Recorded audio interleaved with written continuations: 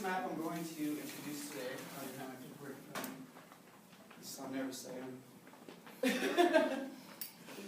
First map I'm going to be introducing today is the Mercator projection. Mercator projection, introduced by Gerardus Mercator in 1569, widely used for centuries, including today, in various forms by Google Maps and many other land services. The only problem with this map that we use is that it drastically distorts size and shapes of continents. For instance, Alaska is nearly as large as the USA. Greenland is roughly the same size as Africa. Europe is only a bit larger than South America. When in reality, I'll show you another. This is the Gall-Peters projection. In reality, Alaska can fit inside the USA about 3 times. Greenland can fit inside Africa an incredible 14 times. South America really doubles Europe's landmass. That's what introduces me to my next map, the Gall-Peters projection map. Presented in 1974 by Dr. Arnold Peters, who claimed he invented it, though well after the discovery of an identical map made by James Gall in the 1800s, therefore calling it the Gall-Peters projection. That's the difference between the two. Now, guess which map that our leading space organizations tend to use? This is the Google's map showing that. This is NASA from the Earth. All these pictures that I gathered are all from NASA.gov. Any one of us can go and choose to look on NASA.gov. Any one of us. This is not like something I had a special organization to get into. These are all NASA.gov. Guess what map they used to use? They actually can't even make up their mind. That one tends to be the, what is it? The Gall-Peters projection. That one is the Mercator projection. The map I'm going to be introducing today, oh, besides this one, my bad, I forgot to introduce this one. This one shows, these are real pictures from NASA.gov. This is one from 2012. You see the size comparison of America. See how it grows, like 4 times the size? The next year they shrink it up. The next map I'm going to be introducing today is Alex Peterson's 1892 map, which I believe to be the most accurate map of the Earth today. Well, I'm going to have to explain a lot, it sounds like. Because, well, we know the Earth would be 93 million miles away. This amount in some circumference, actually I think that's wide, and then 4.3 million miles in circumference. But have you guys ever heard of the torus effect? Nobody ever heard of the torus effect in here? No. It's, I'll explain the directional pattern right now. It'll make it easier for you guys to understand this map. In this map, it's going to be a stationary plane. When the Earth is stationary, the sun, moon, and stars all wrap around us. Well, a lot of people don't get about this is the directional pattern. That's what I'm willing to explain right now. On the directional pattern of this map, let me go back. It is a giant torus effect, which I wrote right here. This way is always going to be west, coming out of California. This way is always going to be east, coming up from New York. This way is always going to be south, and this way is always going to be north. So the north is always going to be right there, and south is always going to be there, right? The torus effect. It's kind of easy to explain seasons and directional patterns and all that. And if you guys haven't looked into the torus effect before, I would. Because it explains a lot about the Earth. There's another effect of the torus effect. The torus effect, in my opinion, is a perfect example of the law of attraction. Another thing I've been looking into quite extensively. You give out good energy, you get good energy. Yin yang, doing to others as you would have do them to you. Karma, whatever way you want to look at it. You give bad energy, you get bad energy. You give good energy, you get good energy. reason I'm going to explain my Earth being a stationary plane. People ask, oh, don't you fall off? Where's the end of it, right? Directional pattern, torus effect. I had some stuff written down, but I'm just going to go off my heart. So, on a globular model of the Earth, every time you head south, which way are you going to go? You're going to head toward Antarctica every single time, right? Same like this. Every time you head south, you're going to hit an ice barrier every single time. There's Antarctica. By the way, there is an Antarctica treaty stating that we cannot go there anymore. It was signed it was officially organized and officially illustrated in 1956 and then officially signed and originated in 1961. Don't quote me on that, but you can do your own research on it.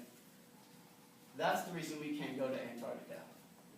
Because there's an Antarctica treaty stating that we can no longer explore there. And if that interests you a little bit, I would look into Admiral Richard E. Byrd, who was a polar explorer who spent most of his life exploring Antarctica. He came back with so much information about minerals and resources that we could use. But right after that, they cut it off and said, we can't go there anymore. Interesting fact. This is the torus effect of being the Earth. I'll get back to more of this later. Next thing I want to introduce about this map being the most accurate map in the fucking Earth is that it's stationary and that the sun and the moon have to wrap around us correctly. I have a lot of proof of that. I have a cell phone. Do you guys have a cell phone with the light on it?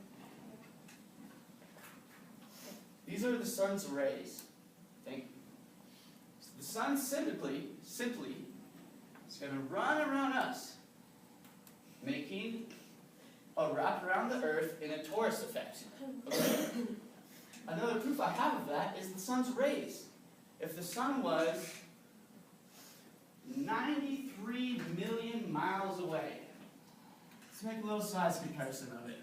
If this is the sun and this equals to the entire structure of this building, let's pretend that's the sun. And the Earth is 93 million miles away, probably about this size. You could put this dot in the next town away, right? So if we had sun rays coming in from 93 million miles away, we have sun rays coming from the sun. Da-da. If we had sun rays coming from 93 million miles away, they would always consistently come in parallel. But they do not. On every single time. You see the triangular angle, the sun's rays come out every single time. This is a consistent basis that happens every time. And there may be some phenomenon with weather making it come in at triangular angles at all times, but it doesn't add up on a consistent basis. This picture right here kind of gives it all away. Look at these hot spots the sun rays are giving in a triangular angle.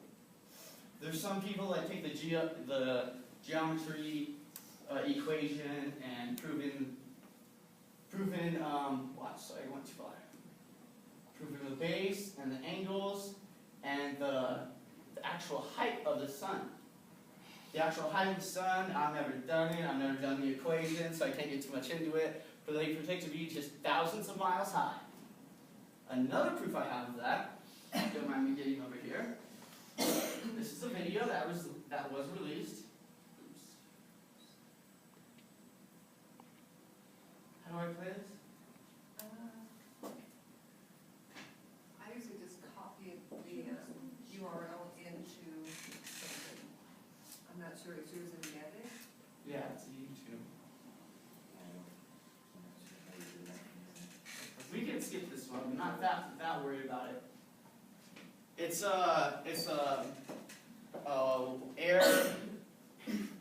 a water balloon went up to many elevations and showed a hot spot on the clouds, proving the the sun is not 93 million miles away. You can't have a hot spot on the clouds, and anybody can go look up that video I was just about to pull up. It's blown up so drastically. You can look up anything from hot air balloon, look at the sun, hot air balloon, hot spot, anything. It's obnoxiously blown up on the internet. The next thing I would like to introduce is star trajectory. This is my favorite. This one is by far my favorite. Because if you, excuse me, if you focus your camera on the Polaris star, which is known as the North Star, known as the brightest star in the minor, the minor something constellation, known as the brightest star, also known as the non-movable star. If you take your camera, you put it up to the North Star, and you do a time lapse, which on this map would put the North Star right here, right? Thanks to any compass on this map is going to head you west, any compass on this map is going to head you east, any compass on this map is going to head you south. Any compass on this map is going to head you north, correct guys? So the North Star in any direction on the planet is going to put it right here. So if you focus your camera on the North Star, being Polaris, you'll get a star trajectory, what girls like to call star trails, like this every single time. Indefinite proof that all the stars wrap around us. Every time, guys, no matter what part of the earth you're at.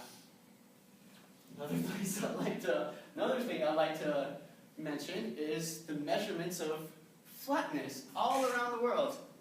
We have Lake Erie, Australia, 3,668 miles squared. We have Wadi Rum, Jordan, 278 miles squared. Remember guys, we're supposed to have an 1/8 inch of curvature every mile squared, according to our circumference of the earth, right? Doesn't happen, has never been accurately measured once in human history. Bolivia Salt Flats, Utah. No, that's Bonneville, Salt Flats, Utah. That's only 40 miles squared. I had to throw some sex to get you guys interested, so. Kansas State, it's known as flat as a pancake. This is the elevation level of a pancake and the elevation level of the state of Kansas. Interesting, remember, 1/8 inch curvature every mile squared. Interesting. That's Kansas being as flat as a pancake. Curry, Australia, 764 miles of straight flatness. We also have Lake Baikal, Siberia, an amazing 12,248 miles squared. That's honestly why I got so excited about New Mexico having salt flats, because I'm going to be the first one to measure that. Because these are all accurate measurements of flatness. This place is so beautiful, I had to show a few extra pictures. Look at that though, beautiful. Grand Canyon, at one point it's measured 277 miles long, 18 miles wide. Another measurement is 1,900 miles squared, flat, straight across. San Francisco Bay, 1,600 miles squared.